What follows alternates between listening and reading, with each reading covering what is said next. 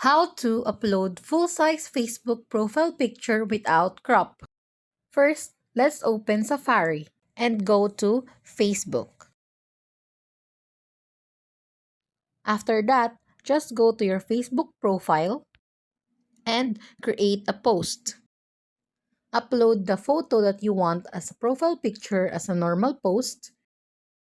Then, change the audience from public to only me.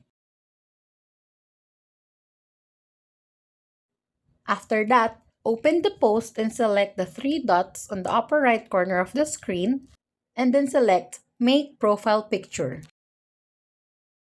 After doing all of this, you can check it on your Facebook app, and you have successfully added the profile picture without the crop.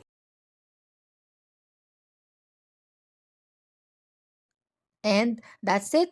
Thanks for watching. Don't forget to like and subscribe.